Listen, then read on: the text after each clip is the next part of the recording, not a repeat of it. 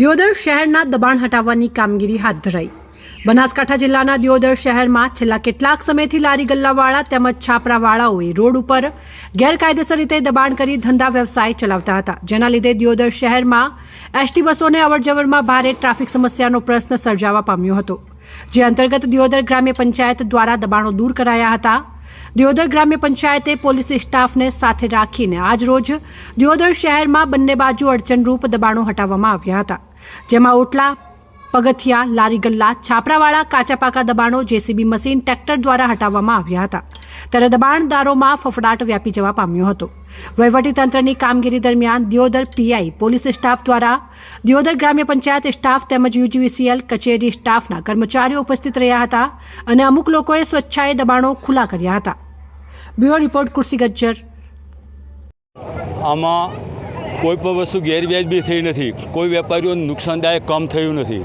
જે ટ્રાફિકની સમસ્યા બહુ હતી એનો સારી રીતે ઉકેલ આવી ગયો છે અને આમાં કોઈ ગરીબની રોજીરોટી સીનવાય એવો કોઈ પ્રશ્ન આમાં છે નહીં અને બધા માટે સુખદાયી પ્રશ્ન અમને દેખાય છે અને આમાં વેપારી બધા ખુશ જ છે। થઈ હતી એની અંદર વેપારી મંડળોએ અમને જે પ્રમાણે કીધું હતું એ પ્રમાણે મુખ્ય માર્ગ જે હતો દિયોદરથી ખીમાણાવાળો જે મેઇન હાઈવે છે ત્યાં આગળના દબાણો હતા, તો આપણે પ્રથમ તબક્કામાં ત્યાંના દબાણો દૂર કરાવ્યા અને ત્યાર પછી જે વેપારી મંડળની રજૂઆત હતી કે સાહેબ આ જે બજાર છે જે દિયોદરના, તે બજારના બંને બાજુ મતલબ રોડની બંને બાજુ જે દબાણો છે એ પણ દૂર કરાવવામાં આવે, તો એમની જે માંગણી હતી એ અનુસંધાને અમે પંચાયતના સંબંધિત તલાટીશ્રી, સરપંચશ્રી સાથે બેઠક કરી અને એક વખત એમને સાથે રાખીને જે તમામને જાણ કરી કે ભાઈ તમે તમારા સ્વેચ્છાએ દબાણો દૂર કરી દો।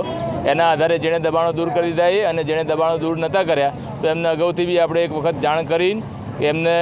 શું કહેવાય વૈકલ્પિક વ્યવસ્થા કે જે ધારો કે રોડ ઉપર હોય લારી ધંધો વેપાર રોજગાર કરતા હોય એનાથી વાંધો નથી, તો એમને વૈકલ્પિક વ્યવસ્થા એમને બતાવી અને એ વૈકલ્પિક વ્યવસ્થામાં જ્યાં દબાણ હતા એ ખુલ્લા કરાવીને આપણે અહીંયા આગળ આજે જે દબાણ છે એ તમામ ખુલ્લા કરવાની કામગીરી ચાલુ છે અને જેટલા બી દબાણો દૂર થાય છે એ પ્રમાણે જગ્યા ખુલ્લી થશે તો એ જગ્યાનો પાર્કિંગની અંદર ઉપયોગ કરી શકાય એ પ્રમાણેનું આયોજન કરીશું। સાથે સાથે ત્યાં આગળ પોલીસના પોઈન્ટ મૂકીને ફરીથી દબાણ ના થાય અને ટ્રાફિકની અંદર એકદમ મતલબ શું કહેવાય નિયમન જળવાઈ રહે બરાબર બધા એ રીતનો પોલીસનો પ્રયત્ન રહેશે અને એની અંદર વેપારી મંડળ, પંચાયત વિભાગ મતલબ જે છે તલાટીશ્રીના તમામનો સહકાર છે, તો અને મતલબ એ બધાનો ખૂબ આભાર છે કે ભાઈ આપણે મદદરૂપ થયા છે દબાણો દૂર કરવામાં, લોકોએ પણ પોતાની સ્વેચ્છાએ એમાં મદદ કરી છે અને પોલીસ તરફથી તમને ટ્રાફિક નિયમનની અંદર જે છે એ પૂરતી સહાય મળી રહેશે અને જે છે પોલીસના પોઈન્ટ ઊભા કરવાના એ પણ એક તજવીજ અમારી ચાલુ છે। નવેસરથી દબાણ થશે તો દબાણ દૂર કરવાની ફરીથી કાર્યવાહી થશે, વત્તા એના ઉપર જે પણ નિયમ પ્રમાણે કાયદા અનુસાર પ્રક્રિયા થતી હશે એ પણ અમે કાર્યવાહી કરીશું અને એમાં જ્યારે બી પંચાયત વિભાગ તરફથી અમારી મદદ માંગવામાં આવશે ત્યારે અમે એમને મદદ આપીશું। પહેલી વાર કાર્યવાહી થઈ રહી છે, પોલીસની ખૂબ પ્રશંસા થઈ રહી છે,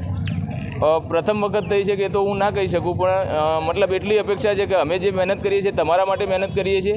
તો આ અમે મહેનત કરી રહ્યા છીએ તો એની અંદર તમે સપોર્ટ આપજો કે ટ્રાફિકનું ગમે તેમ આડેધડ પાર્કિંગ ના કરતા બરાબર, તો તમે અમને સહકાર આપશો તો એ તમારા સુલભ માટે રહેશે એટલું હું પ્રોમિસ આપું છું।